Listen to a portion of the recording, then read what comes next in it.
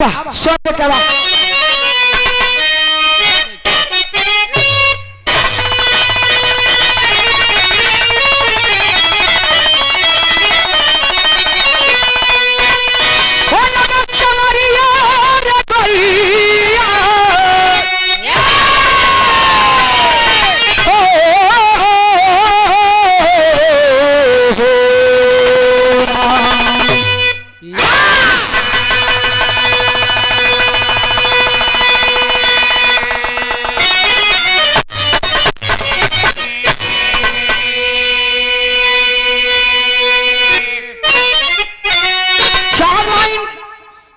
भूमिका के भाव में इशारा करत हो तनी सब बोला चाली ना हो जेकर जवन भी बातचीत हो तनी शांति से काम कर ली आप लोग।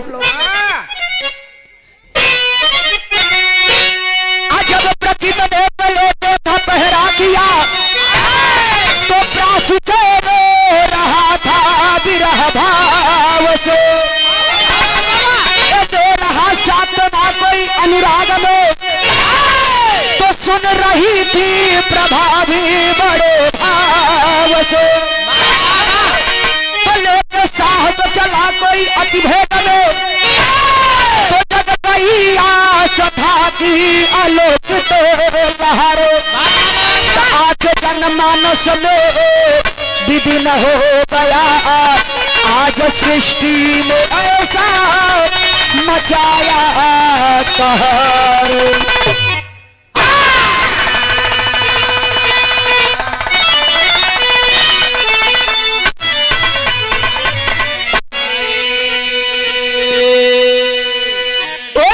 जी कव्वाली के भाव में इशारा करत हुवन वाह कव्वाली उहे हो मास्टर। आपकी आज जिसको चाहे सुहागन वही है। कव्वाली छोड़ दनी भाव पर ध्यान दी तो जमी चल रही थी गगन चल रहा था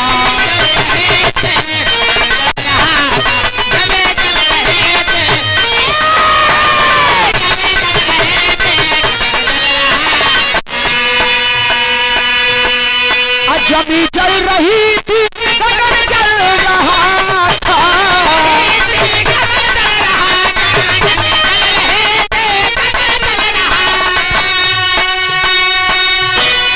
जमी चल रही थी गगन चल रहा था गगन चल रहा था गगन चल रहा था तो सत्यों के सत्य से चमन चल रहा था।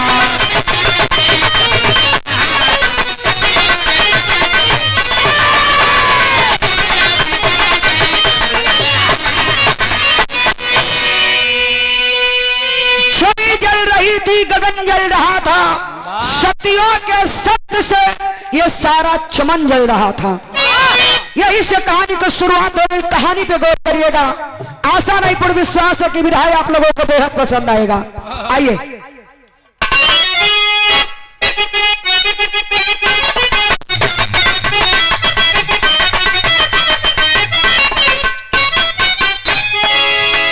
प्रतापति श्री दक्षिण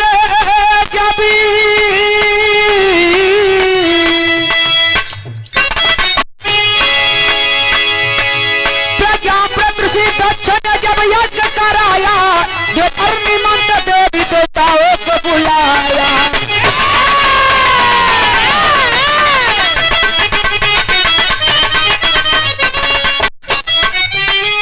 पाए नहीं निमंत्र देवानी देव ज्ञानी बिना बुलाए यज्ञ में आई है सती रानी।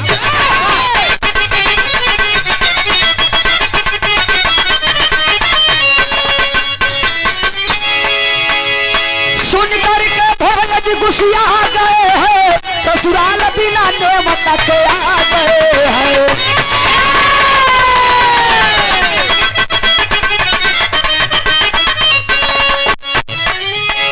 कोई नहीं दरबार में सम्मान किया उनका स्वयं राजा दक्ष ने अपमान किया उनका।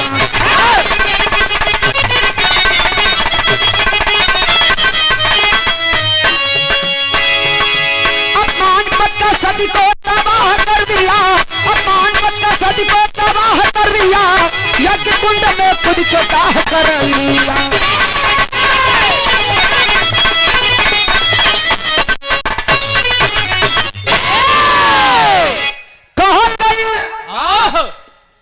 अपने पिता के विपरीत जाकर माता सती भोलेनाथ से विवाह करती हैं।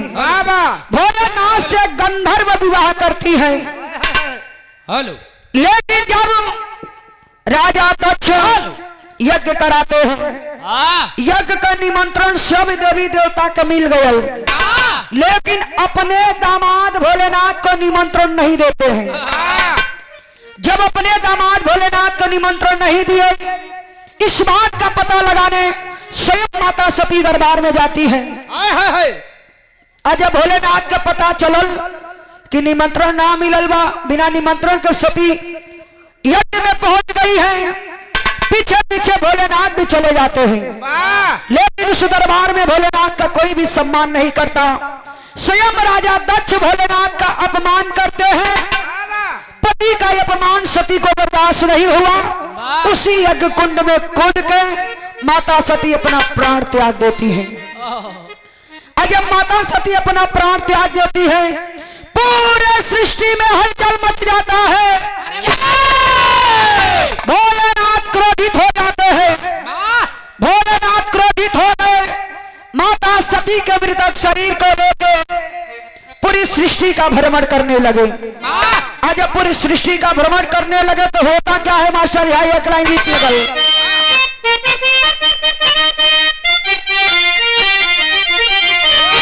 बड़ा पुरान गीत बा, दादा लोगन के जमाने के है। कोनो लड़की बड़ा सोच सवर के निकली तो कोनो लड़का देख के कहे, ए मैडम जरा सुनिए तो, लड़किया पलट के कली का है, का तो अपनी पोर के पीछे पड़ल हुआ। तो लड़का फिर हिम्मत कसलो, कल ए मैडम सुना, तगोरी तोरी मुस्की जवानी रे, तगोरी तोरी मुस्की जवानी रे, आरा बनिया हिया रे।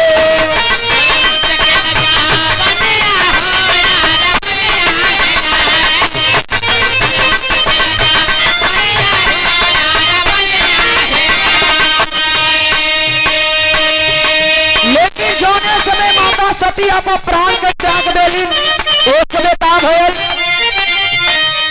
अशोक के सती के मारा नमा हो, इंद्र सना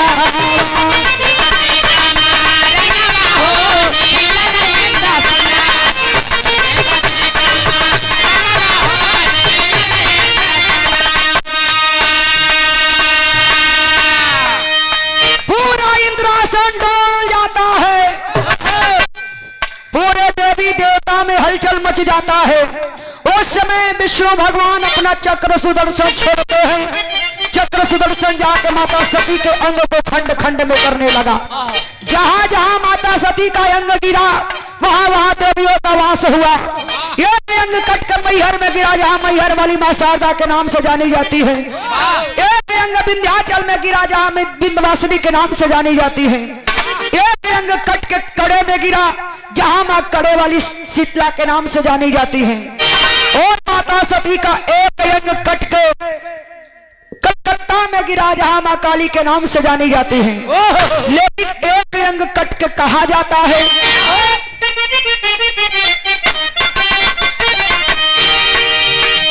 कि आभा ही माले से जाके टकराई।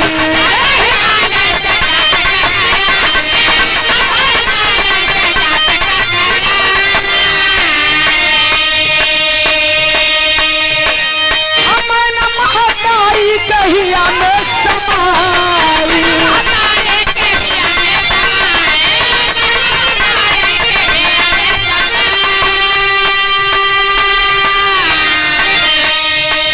अब भइल पार्वती के जा नमा हो ही इंद्र सना।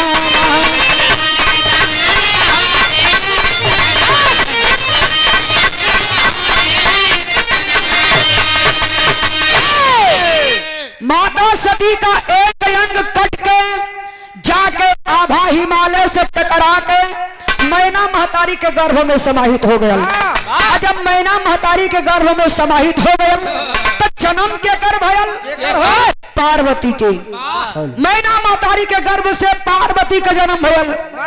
भोलेनाथ अमर रहलन लेकिन माता सती अमर ना रहली।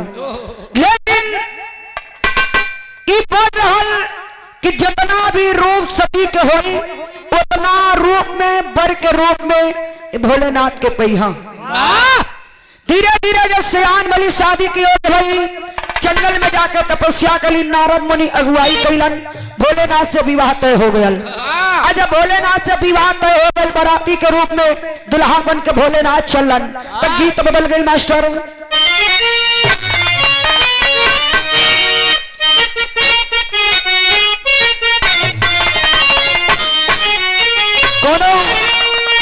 गांव देहात का दुल्हन अपने मरद का समझावे कि गौना के पहले ससुरारी अवल माना बा।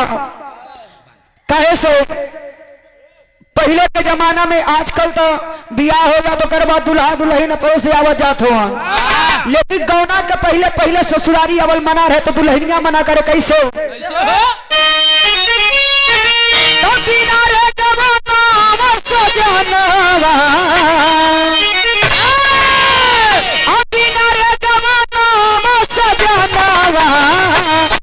जानी ससुरारिया आई हो राम।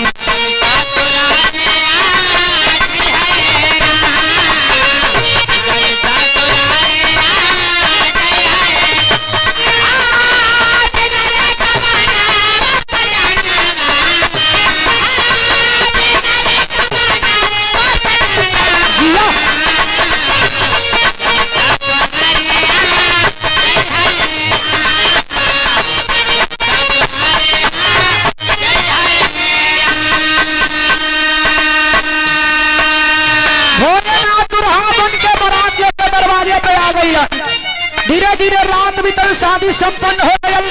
सवेरे से विदाई करा के पार्वती के लेकर चलन। तब कहना बा शिवाजी से भाई मिलाना बा,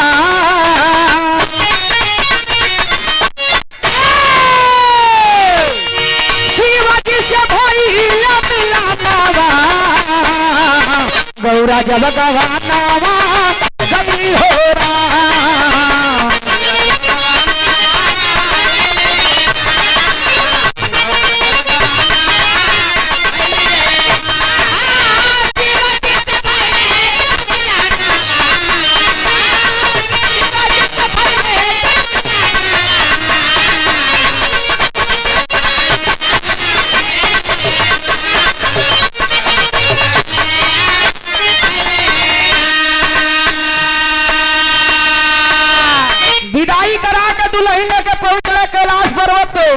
दूसर की रात वाली बात हो गई, पहल की रात यानी कि गोल्डन नाइट। तो होता है दोनों जन मनावे सुहाग वाली रतिया,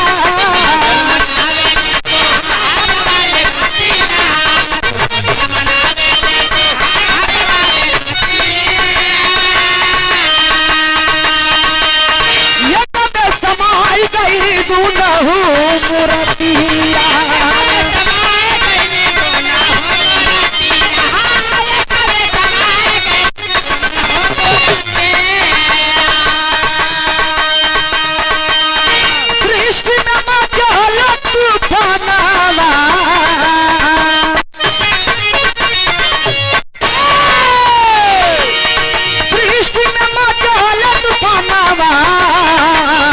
गौरा जब गवाना कैली हो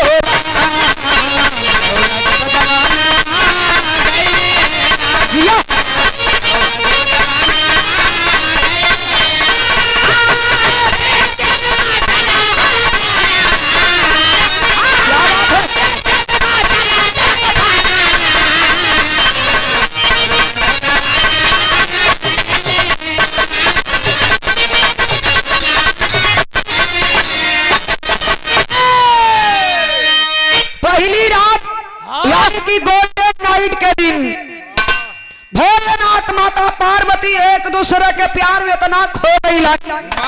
जगत के दुनिया के चलावे वाला पूरा दुनिया के भुला गईलन। माता पार्वती के प्यार में कदम खो गईलन। विष्णु भगवान फिर अपन चक्र सुदर्शन छोड़लन। चक्र सुदर्शन जाके भोलेनाथ के लिंग को खंड खंड में कर देता है। का हो भोलेनाथ के लिंग को खंड खंड में कर देता है। अरे बाप रे। वैसे एक चीज माने के पड़ी लक्ष्मण, लक्ष्मण एक चीज माने के पड़ी बाबू। बोला कोनो ठीक ठाक बात होला तो समझ में ना आवेला। यदि कोनो अल्टर बात होला तो जब तक दो चार बेरी ना सुन लेबा कान में घुसोला नहीं। ये गड़बड़ बात हो, यही के देश पूजा करत हो। भोलेनाथ को लिंग को खंड खंड में कर देता है। और इस समय शिवलिंग के विस्तार भयल। देखा सतयुग में सती के मरण भयल तो पार्वती का जन्म भयल और फिर सतयुग में ही शिवलिंग के विस्तार भयल। लेकिन अब सतयुग के बाद छोड़ा, अब तनी त्रेता में आवा। त्रेता में का होता, गीत बदल गई मास्टर।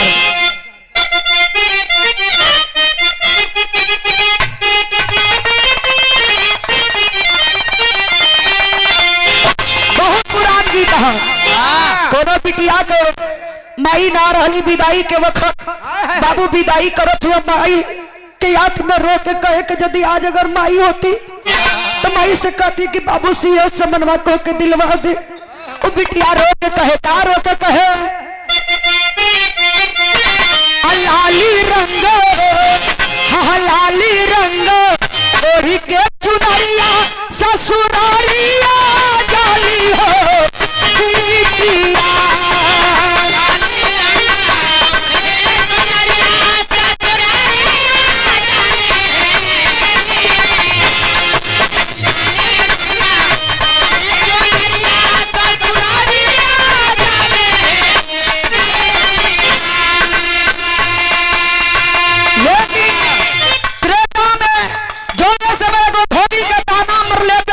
मर्यादा पुरुषोत्तम राम सीता का त्याग कैलन। वो समय के बाद कवि जी लिखत है, सिया जब सिया जब बैली बिया मनवा अपमाना कैले प्रभु जी।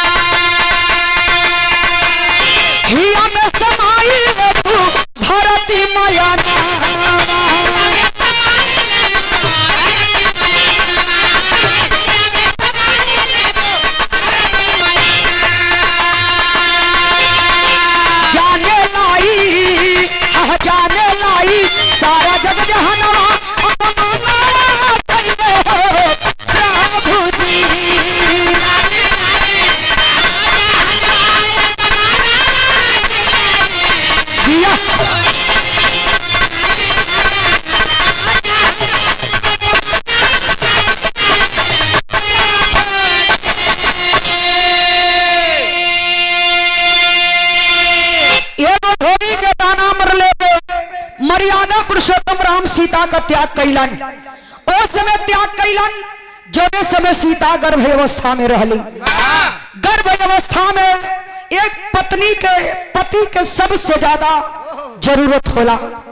वही समय सीता का त्याग कर देलन। सीता जंगल में जाके माई धरती के याद करके रो के कहे कि माई परीक्षा देवत देवत एकदम हार गई बानी माई, काश धरती फट जात यही में हम समा जाती। लेकिन यहाँ तो माई धरती के याद करके माई रोवे।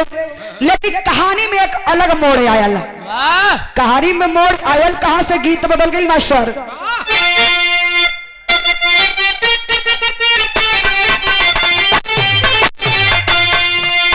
अपने जमाने में लहरी गुरु जी गावत रहलन, उनका फेवरेट गीत रहल। उनका लहरी गुरुजी का फेवरेट गीत रहल।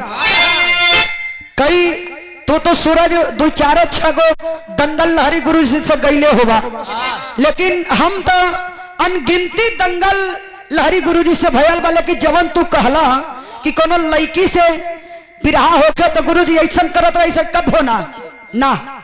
चौने हिसाब से प्रधान जी लहरी गुरुजी कोनो भी लेडीज हो चाहे जेंट्स हो, जो हिसाब से हाँ जब जे उनसे टेढ़ मेढ़ रही, जब जे अपने के ज्यादा बनाई तो वही के सुधारें।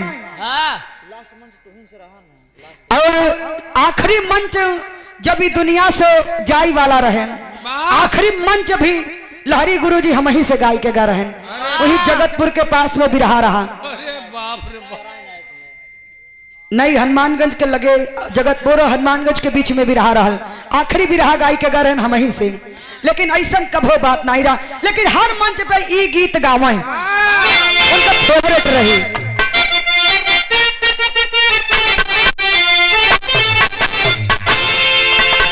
तो रतिया हो करमिया नाच पवाना उनका फेवरेट गीत है।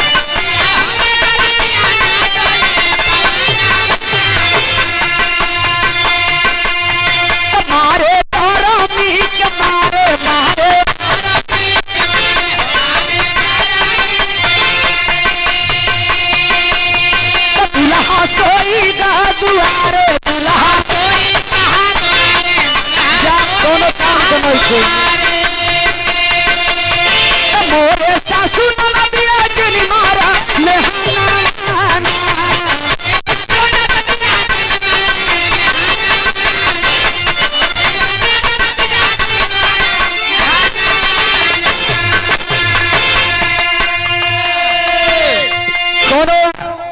लड़का का बियाह भयल तो बिजली के व्यवस्था कमजोर रहा, बियाहे में मिलल हैंड फैन हैंड पंप नहीं हैंड फैन देसी कारोबार बेनिया।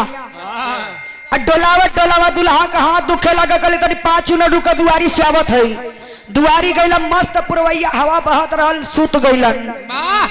सुबेर हो गयल, सुबेरे से ननद आके कहे ए भौजी मिठैया दे न रे। मिठैया तो कुकुरा खा गल रे। लेकिन है बिरहा में आवा, एक बिरहा में अलग मोड़ आया।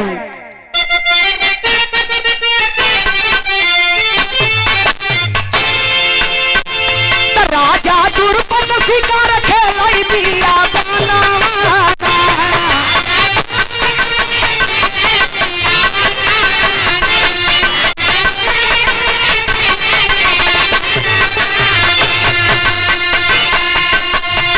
दर्शन सीता माँ के करबई दर्शन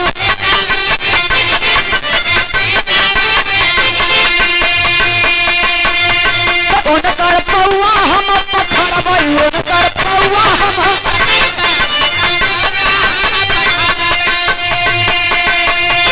पहुँचे जाके सीता माता के समाना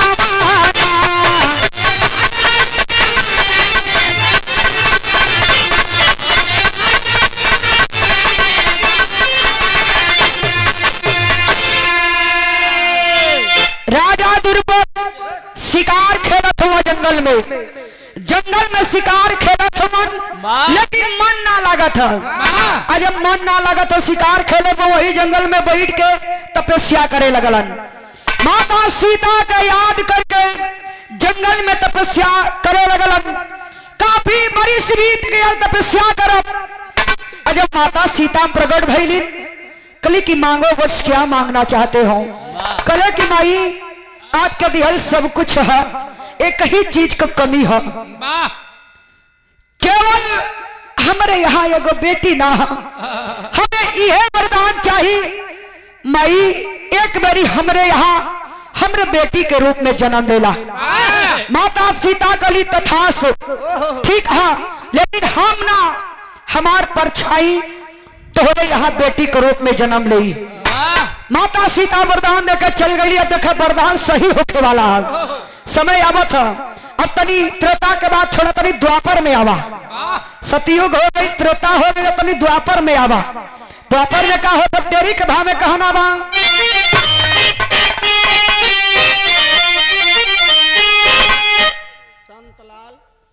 बड़े ही सम्मानित संतलाल जी,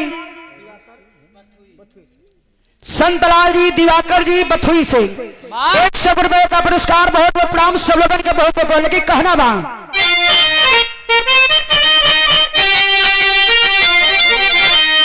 असहनाई की सरे छेड़ी दोसरी, असहनाई की सरे छेड़ी दोसरी, अब भी छिड़ी लड़ाई अंबर में हरसाई हरसाई अब भी छिड़ी लड़ाई अंबर में हरसाई, शहनाई की सरे छेड़ी दोसरी। चौक के भाव में कहना बा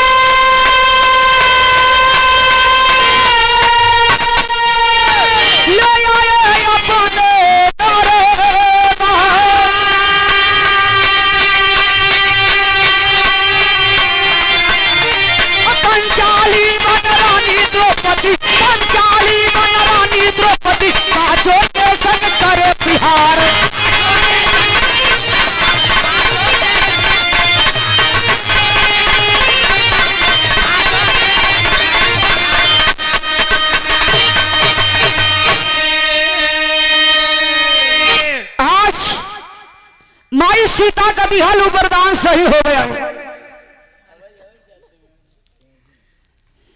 माई सीता का दिहल वरदान सही हो गया। राजा द्रुपद के यहाँ एक बेटी का जन्म भयल। बड़ा खुशी हो गया। बिटिया का नाम बड़ा प्यार दुलार से रखल राजकुमारी द्रौपदी। बिटिया का नाम रखल राजकुमारी द्रौपदी। धीरे धीरे जब शादी के योग भैली ना तो राजा द्रुपद स्वयंवर रचल। स्वयंवर में गो शर्त रहल नीचे बातचीत ना होके नीचे खौलत तेल है ओहमें देखे के नीचे मछली टांगल है। निशाना साध के मछली के आँखी में मारे के है। जे शर्त जीती वही के संगे द्रौपदी का बियाह हो जाई। वीर से वीर धुरंधर एहू कुल इकट्ठा भइल हम सब खोंगिर बांगुर सब एहू सब इकट्ठा भइल हम सब। जेकर मुंह में दांत ना है मुड़ में बार ना है जय अंग विगंग जेकर एकदम जुलझुल है चला फिरे कर लवरना है। सब इकट्ठा भइल सब आजमावे के कोशिश करत हुआ हो सकेला हमारी अल्लाह लौह जाए तो निक सामान हमारे का मिल जाए। सब इकट्ठा भइल हवन लेकिन वीर से वीर धुरंधर सब स्वयंवर से पीछे हो गया सा। हटा सा सारे सड़ी मछली खा के आया सा। हटा होने रहा सा। अब अगवा आयल हवन आगे के आयल है एगो लौंडा किस्म का आदमी एकदम नए एज का किस्म कौन हो मर्द महाराज। अरे बताओ भैया इनका दिमाग अल्टर है। एक नया किस्म का एक लड़का सच में जमर राजकुमार लगत रहा। कुल देखा तो हाई देखा हाई करे तो ना कुल हाई से अरे इकट्ठा भइल सा सारे कुछो ना उखाड़ पहिला तो हाई अगवा देखा एक ठे आयल है हाई का कहले चल यहू के देख लिहल जाए। मोछ पर माय क्या है आज? हाँ वो साला पुकड़ बोल गया। चला चला यहू के तनी देख लिहल जाए। अर्जुन उठा लेला धनुष बाण एक बारी नीचवा तेलवा में देखलन तो एक बारी ऊपरा मछरिया के ताकत होवन। कहाँ मछली है? मछरिया कहाँ टांगल है ऊपरा ताकत हुआ। रमेश तो बारी लागी। हाँ तेलेन देख कर तुरंत ही पेल ध्यान बाण। अरे वाह उसमें रहा अरे देखा तो ऊपरा मछली कितनी दूर पे टांगल है। नीचे खौला तेल में देखला ऊपर मछली के आँखी में निशाना साध के बाण मरलन। चाक बाण मरलन। अच्छा हाँ भैया देखा जबान न लड़भड़ा नहीं दूसर हो जाई। समय भी थोड़ा दूसर हो गया है इसमें।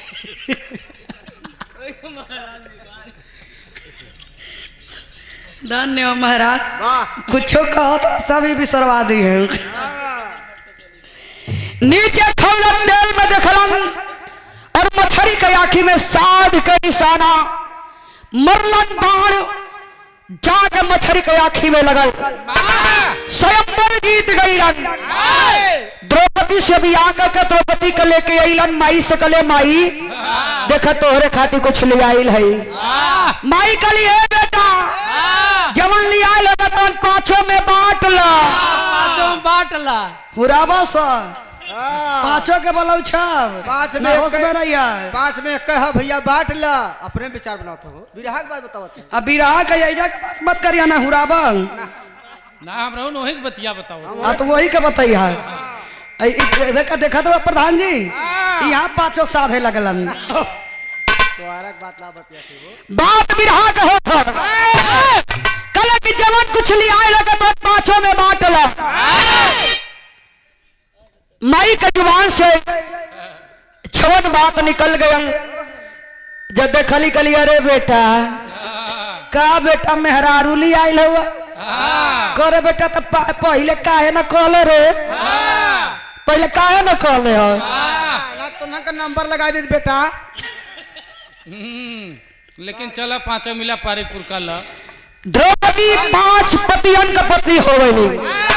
पंचाली बन के हर सुख दुख में पांचों पति का साथ दहली। धीरे धीरे समय बीतल छोटे समय बाहर मम्मा शकुनी जहां झगड़ा ना होके वाला रहे वो झगड़ा कराए दे। महासार शकुनिया मामा रहा ऐसन ऐसन कुल फिट बात कैलन कौरव और पांडव में। कौरव और पांडव में जुआ होते लागल। जुआ में पांडव सब कुछ अपन हार गईलन। यहाँ तक के द्रौपदी के भी हार गईलन। दुशासन चीरहरण कैलस।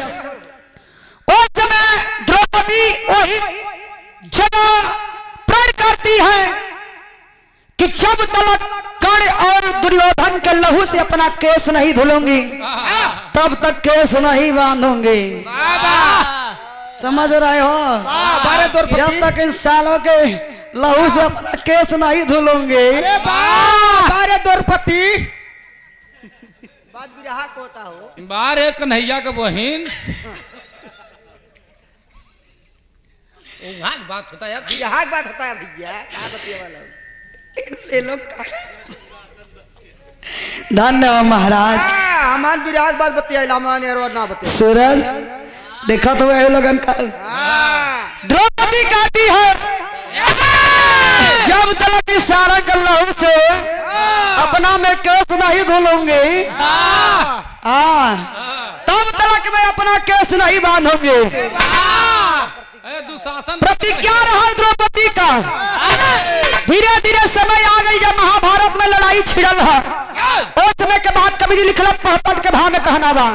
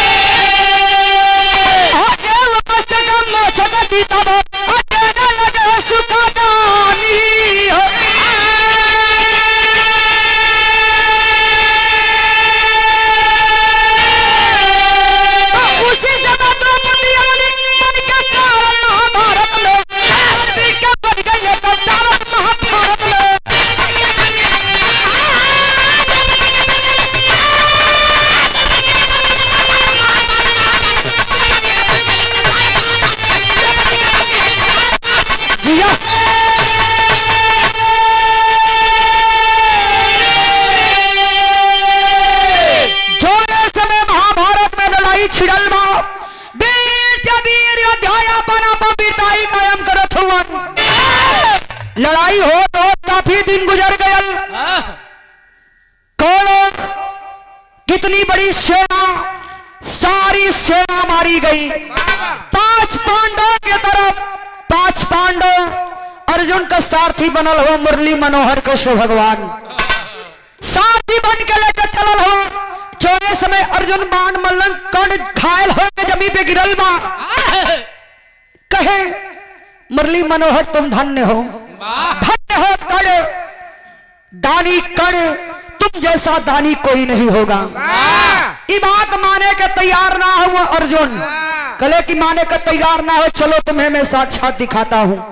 भेष बदल के दोनों लोग ब्राह्मण का रूप बना के चलन, घायल हो के कड़ गिरा है। कहे भिक्षाम देहि,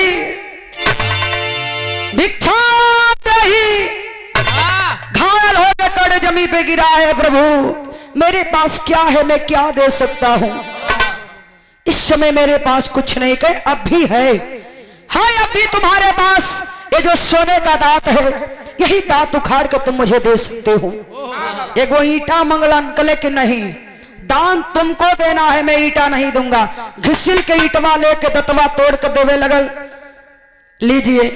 कले कि ना, झूठा दांत नहीं लूंगा। वही समय धनुष बाण कर उठाता है, धनुष बाण चलाता है, बाण गंगा निकलती है।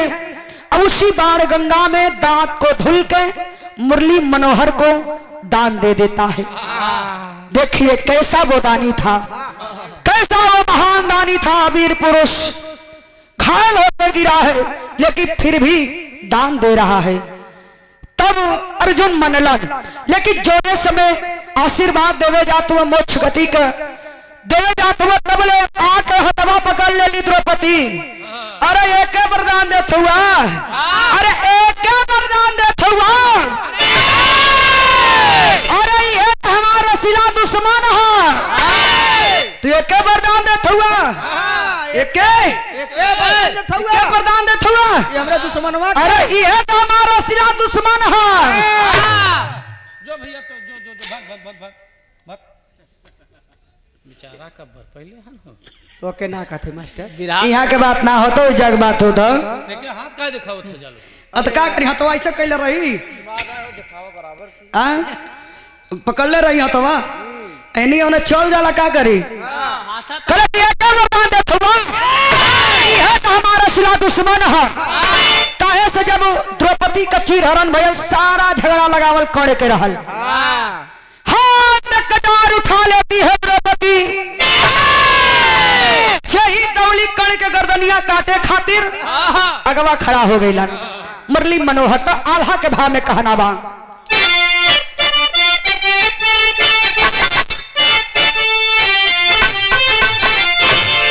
तल्लई के तहल भरी याद बड़ी रानी द्रौपदी है भैया, कृष्ण भगवान ली है नायक बच्चा,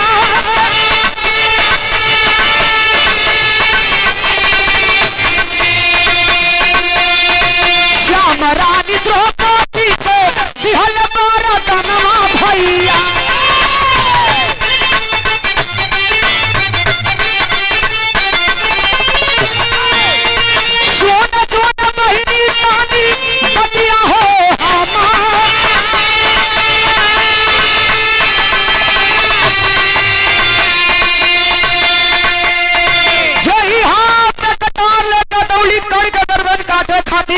अगवा खड़ा हो गया मुरली मनोहर के लिए उचित समय नहीं है, नहीं इस समय तुम कड़ को नहीं मार सकती, लेकिन जवन इच्छा बा इच्छा जरूर पूरा हो, वरदान हुआ। कल युग में हो जब फिर से जन्मवा भैया,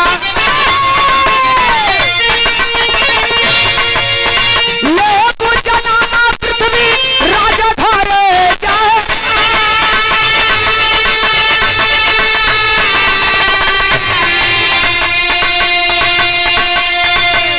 हम कही है जापा ब्रह्म पलवनवा भैया,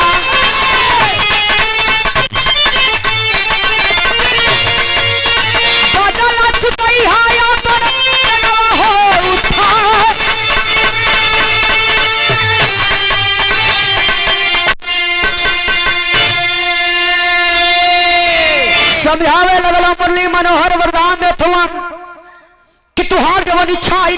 जरूर पूरा होगी, लेकिन इस समय ना, हाँ बाबा इस समय नहीं। तुहार इच्छा पूरा होगी, लेकिन कब? आने वाले समय यानी कि कलयुग में। देखा, सतयुग के बात रहल, त्रेता के बात रहल, द्वापर के बात रहल। अब द्वापर के छोड़ा तनी कलयुग में आवा। हो गए तीनों का दाह संस्कार हो गया।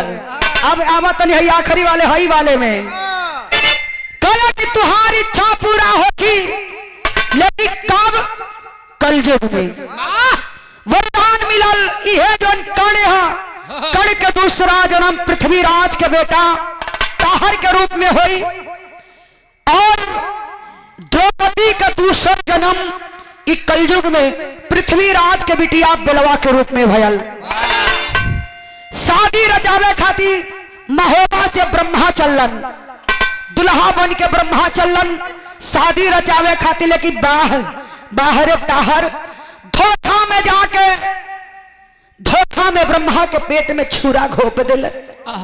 वही धोखा में ब्रह्मा का मौत हो गया। दुल्हन बन के बैठल रही बेलवा, हाथ में कटार के उठौली हा, और जाके ताहर के गर्दनिया काट ले।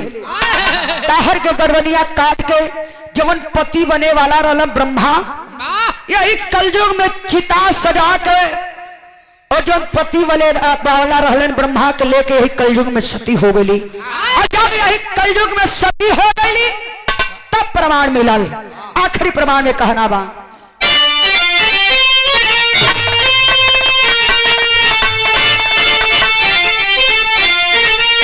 सत्यवती से सत्य से काटल छतिया हिली,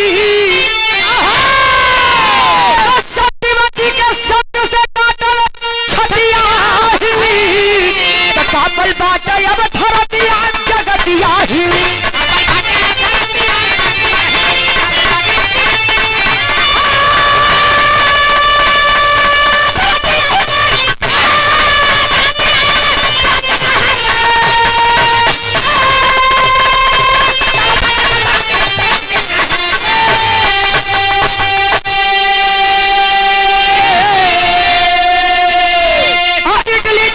चाहे आहो के पाकिस्तान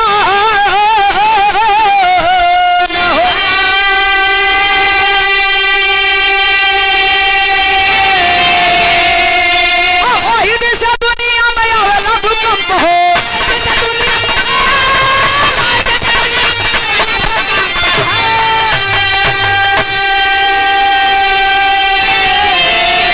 सूरवीर सबही का हिम्मतिया रही, सूरवीर सबही का हिम्मतिया हिली, कापल बाटे अब धरतिया जगतिया हिली।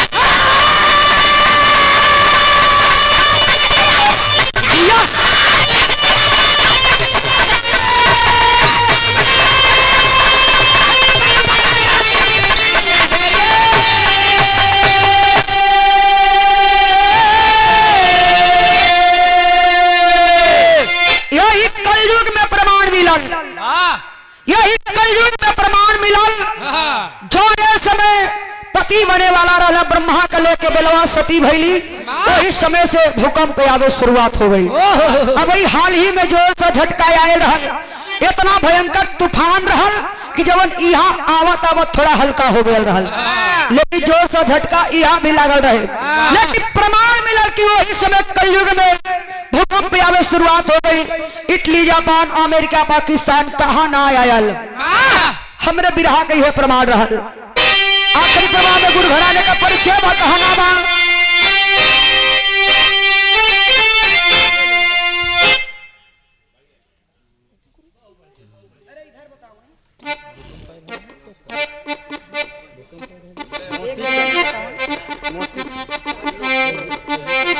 बड़े ही सम्मानित श्रीमान सिंह यादव प्रधान जी थाना अलावलपुर की धरती से, जिनके माध्यम से हम दोनों कलाकार आप लोगों के बीच आए और आप लोगों का दर्शन दीदार करने का सौभाग्य प्राप्त हुआ। केवल कार्यक्रम तक ही सीमित आपका व्यवहार नहीं है, बड़ा दिन से आप लोग हर कलाकार के आप लोग अवगत हैं। अब ऐसा कोई कलाकार नहीं होगा जो आपको नहीं जानता होगा। और परिवार में जाने पे इतना परिवार से मान सम्मान मिलता है और यही होना चाहिए। कोई भी हो जाए लेकिन आपके जैसा कोई नहीं हो सकता। दूसरा कोई थामा अलावलपुर में मान सिंह प्रधान नहीं हो सकता। वाह वाह वाह। क्या बात है। मान सिंह प्रधान जी के सम्मान में आप लोग जोरदार तालियों से सम्मान करिए। ये 500 रुपए का पुरस्कार देकर सम्मानित किए प्रधान जी के बहुत बहुत प्रणाम। और उम्मीद बा माई शारदा के आशीर्वाद बनल रहे, हर कलाकार के आपके प्रति प्रेम बनल रहे और आपके हर कलाकार के प्रति प्रेम बनल रहे। जैसे बरकरार है यानी टाइम ऐसे ही बरकरार रहे। जिंदगी भर प्रधान रहा, माता रानी कृपा रहे।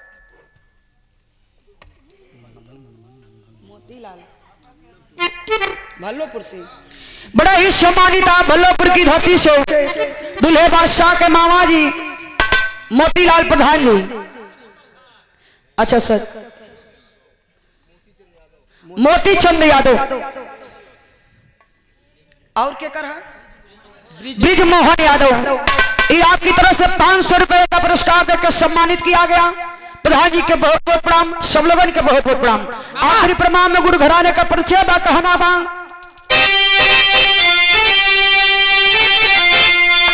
अब गुरु बिहारी छबर डूब गए हैं